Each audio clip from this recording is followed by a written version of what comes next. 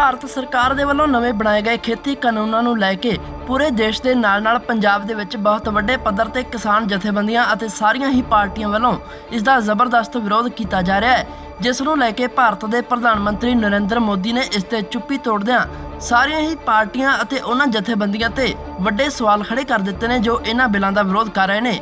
ਪ੍ਰਧਾਨ ਮੰਤਰੀ ਦਾ ਕਹਿਣਾ ਹੈ ਕਿ ਅਸੀਂ ਦੇਸ਼ ਦੇ ਕਿਸਾਨਾਂ ਨੂੰ ਮੁਕਤ ਕੀਤਾ ਹੈ, ਜਦਕਿ ਇਹ ਪਾਰਟੀਆਂ ਇਸ ਤੇ ਵੀ ਸਿਆਸਤ ਕਰ ਰਹੀਆਂ ਨੇ। ਕੀ ਕੁਝ ਆਖਿਆ ਭਾਰਤ ਦੇ ਪ੍ਰਧਾਨ ਮੰਤਰੀ ਨਰਿੰਦਰ ਮੋਦੀ ਨੇ ਜੋ ਉਹਨਾਂ ਦਾ ਵਿਰੋਧ ਕਰ ਰਹੇ ਨੇ ਅਤੇ ਖੇਤੀ ਬਿੱਲਾਂ ਨੂੰ ਵਾਪਸ ਲੈਣ ਦੀ ਮੰਗ ਲਗਾਤਾਰ ਕਰਦੇ ਆ ਰਹੇ ਨੇ, ਤੁਸੀਂ खुद ही देख लो। अभी जो संसद का सत्र खत्म हुआ है, इसमें देश की किसानों, श्रमिकों और देश के स्वास्थ्य से जुड़े बहुत बड़े बड़े सुधार किए गए हैं। इन सुधारों से देश का श्रमिक सशक्त होगा, देश का नौजवान सशक्त होगा, देश की महिलाएं सशक्त होगी, देश का किसान सशक्त होगा। लेकिन आज देश देख रहा है कि कैसे कुछ लोग सिर्फ विरोध के लिए विरोध कर रहे हैं।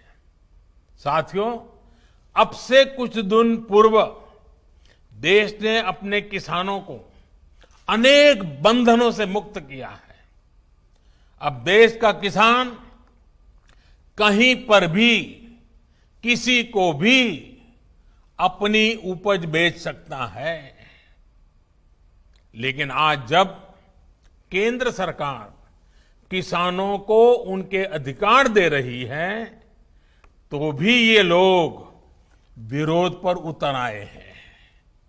ये लोग चाहते हैं कि देश का किसान खुले बाजार में अपनी उपज नहीं बेच पाए। ये लोग चाहते हैं कि किसान की गाड़ियां जब्त होती रहें, उनसे वसूली होती रहे, उनसे कम कीमत पर अनाज खरीदकर बिचौलिए मुनाफा कमाते रहें। ये किसान की आजादी का विरोध कर रहे हैं। जिन सामानों की, उपकरणों की किसान पूजा करता है, उन्हें आग लगाकर ये लोग अब किसानों को अपमानित कर रहे हैं। साथियों, बरसों तक ये लोग कहते रहे एमएसपी लागू करेंगे, एमएसपी लागू करेंगे, लेकिन किया नहीं। एमएसपी लागू करने का काम स्वामीनाथन कमीशन की इच्छा के अनुसार हमारी ही सरकार ने किया। आज ये लोग एमएसपी पर ही किसानों में भ्रम फैला रहे हैं। देश में एमएसपी भी रहेगी और किसानों को कहीं पर भी अपनी उपज बेचने की आजादी भी रहेगी। लेकिन यह आजादी कुछ लोग बर्दाश्त नहीं कर पा रहे हैं। इनकी काली कमाई का एक और जरिया समाप्त हो गया है, इसलिए इन्हें परेशानी है। साथियों, कोरोना के इस कालखंड में देश ने देखा है कि कैसे डिजिटल भारत अभियान ने जनधन बैंक खातों ने, रुपे कार्ड ने लोगों की कितनी मदद की है। लेकिन आपको याद होगा, जब यही काम हमारी सरकार ने शुरू किए थे, तो ये लोग इनका कितना विरोध कर रहे थे। इनकी नजरों में देश का गरीब, देश के गांव के लोग अनपढ़ थे, अज्ञानी थे। देश के गरीब का बैंक खाता खुल जाए, वो भी डिजिटल लेन देन करें, इसका इन लोगों ने हमेशा विरोध किया। साथियों, देश ने ये भी देखा है कि जब वन नेशन वन टैक्स की बात आई, जीएसटी की बात आई, तो फिर ये लोग फिर विरोध करने के लिए मैदान में आ गए। जीएसटी की वजह से देश में घरेलू सामानों पर लगाने वाला टैक्स बहुत कम हो गया है। ज्यादातर घरेलू सामाने, रसोई के लिए जरूरी चीजों पर टैक्स अब या तो नहीं है या फिर 5% से भी कम है। पहले इन्हीं चीजों पर ज्यादा टैक्स लगा करता था लोगों को अपनी जेब से ज्यादा पैसे खर्च करने पड़ते थे। लेकिन आप देखिए, इन लोगों को जीएसटी से भी परेशानी, ये उसका मजाक उड़ाते हैं, उसका विरोध करते हैं। साथियों, ये लोग न किसान के साथ है, न नौजवान के साथ, और न ही देश के वीर जवान के साथ है। आपको याद होगा, जब हमारी सरकार वन रैंक वन पेंशन लाई, उत्तराखंड के हजारों पूर्व सैनिकों को भी उनका अधिकार दिया, तो ये लोग इसका भी विरोध कर रहे थे। वन रैंक वन पेंशन लागू करने के बाद से सरकार पूर्व सैनिकों को लगभग 11,000 करोड़ रुपए एरियर के तो दे चुकी है। यहां उत्तराखंड में भी 1 लाख से ज्यादा पूर्व सैनिकों को इसका लाभ मिला है। लेकिन इन लोगों को वन रैंक वन पेंशन लागू किए जाने से हमेशा दिक्कत रही। इन लोगों ने वन रैंक वन पेंशन का भी विरोध किया। साथियों, वर्षों तक इन लोगों ने देश की सेनाओं को, देश की वायुसेना को सशक्त करने के लिए कुछ नहीं किया। वायुसेना कहती रही कि हमें आधुनिक लड़ाकू विमान चाहिए, लेकिन ये लोग वायुसेना की बात कभी नहीं सुनी, उसको नजरअंदाज करते रहे। जब हमारी सरकार ने सीधे फ्रांस सरकार से रफाल लड़ाकू विमान का समझौता कर लिया, तो इनको फिर दिक्कत होने लगी।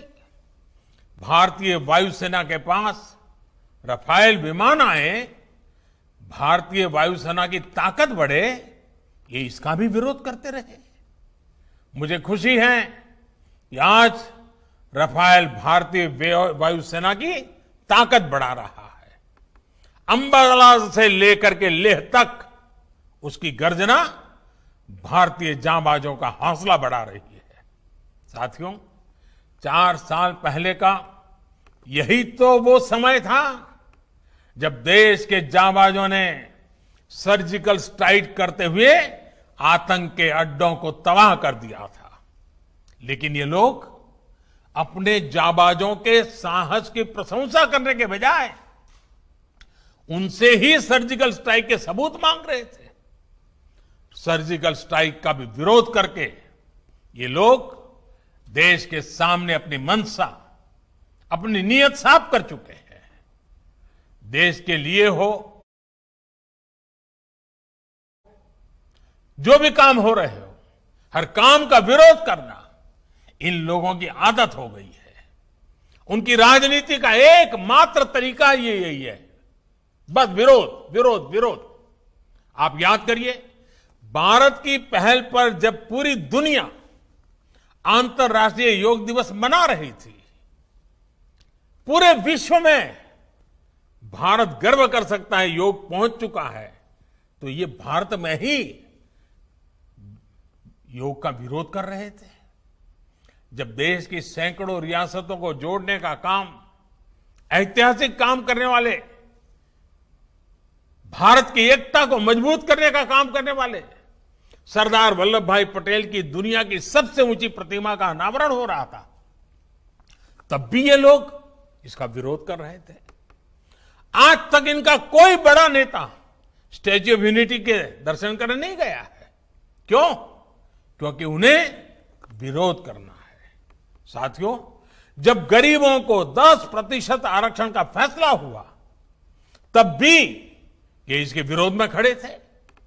जब 26 नवंबर को संविधान दिवस मनाने की बात आई, तब भी ये इसका विरोध कर रहे थे। डॉक्टर बाबा साहब आंबेडकर का विरोध कर रहे थे। साथियों, पिछले महीने ही अयोध्या में भव्य राम मंदिर के निर्माण के लिए भूमि पूजन किया गया है। ये लोग पहले सुप्रीम कोर्ट में राम मंदिर का विरोध कर रहे थे, फिर भूमि पूजन का विरोध करने लग गए। हर बदलती हुई तारीख के साथ विरोध के लिए विरोध करने वाले ये लोग देश के लिए, समाज के लिए अप्रासंगिक होते जा रहे हैं। इसकी छटपटाहट है, बेचैनी है, हताशा है, निराशा है। एक ऐसा दल जिसके एक परिवार की 4-4 पीढ़ियां जिसने देश पर राज किया, वो आज दूसरों के कंधों पर सवार होकर देश हित से जुड़े हर काम का विरोध करवाकर अपने स्वार्थ को सिद्ध करना चाहता है। साथियों, हमारे देश में अनेकों ऐसे छोटे छोटे दल हैं जिन्हें कभी सत्ता में आने का मौका नहीं मिला।